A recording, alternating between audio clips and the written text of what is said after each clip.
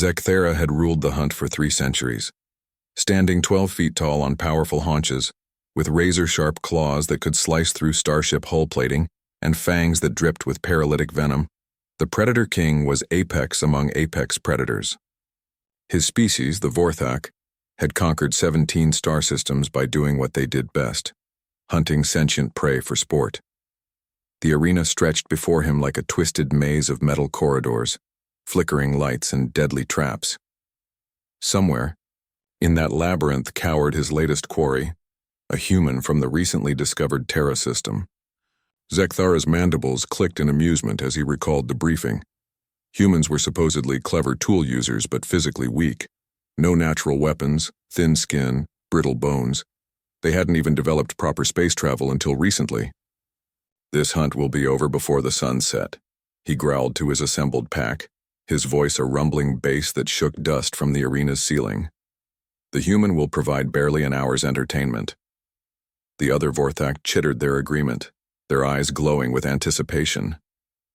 They had seen the human during processing, a small thing maybe 6 feet tall with pale skin and an unremarkable build.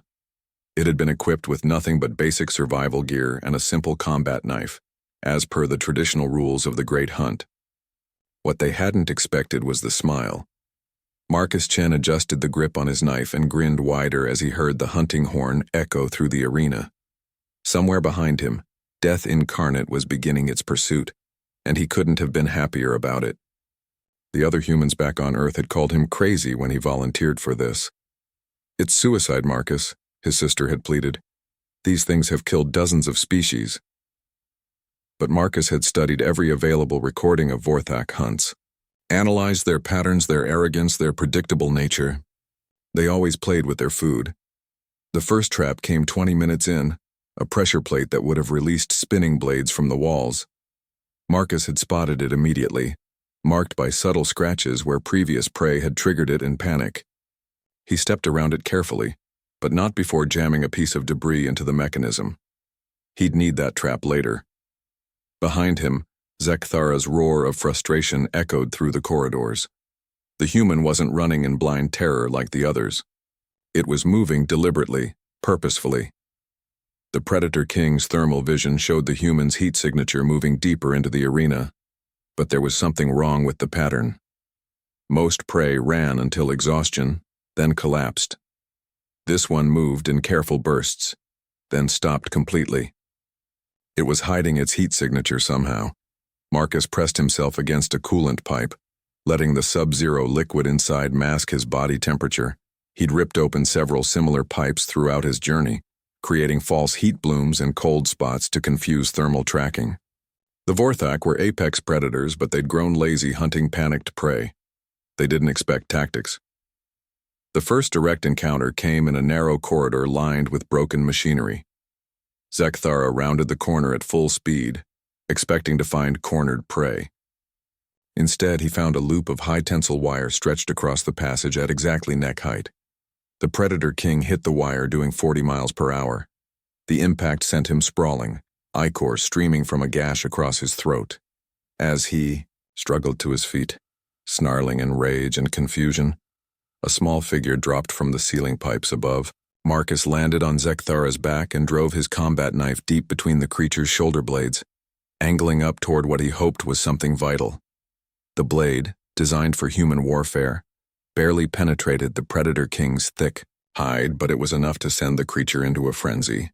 Zekthara bucked and thrashed, trying to dislodge his tiny attacker, but Marcus held on grimly, working the knife deeper with each movement.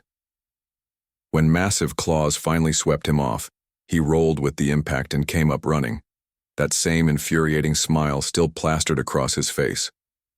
"Come on, big guy," Marcus called back in accented Galactic Standard, his voice echoing off the metal walls. "I thought this was supposed to be a hunt, not a comedy show." The insult hit harder than the knife had. No prey had ever mocked a Predator King during the Great Hunt. Zekthara's roar shook the entire arena as he gave chase, abandoning all pretense of sport for pure murderous rage. That was exactly what Marcus had been counting on. The modified trap triggered perfectly as Zekthara charged around the corner. The spinning blades that should have remained at wall height had been repositioned, angled downward by Marcus's earlier sabotage. They caught the Predator King across the torso as he barreled forward, momentum carrying him directly into the whirling death. Zekthara's scream cut off abruptly as the blades found their mark. He crashed to the ground in a spreading pool of dark ichor, his mighty form finally still. Marcus stood over the fallen Predator King, chest heaving from exertion, knife still in hand. Around the arena, the watching Vorthak pack sat in stunned silence. In 3 centuries of hunts, no prey had ever killed their king. "The thing about humans," Marcus said, addressing his knife to the silent audience above, "is that we're persistence predators. We don't give up, we don't break, and we sure as hell don't go down easy." He looked up at the viewing platforms where the remaining Vorthak crouched in shock. "So," he called out, that terrible human smile wider than ever, "who's next?" The great hunt had found its new apex predator, and he came armed with nothing but a blade, boundless determination, and the kind of smile that promised violence to anyone foolish enough to underestimate the persistence of humanity.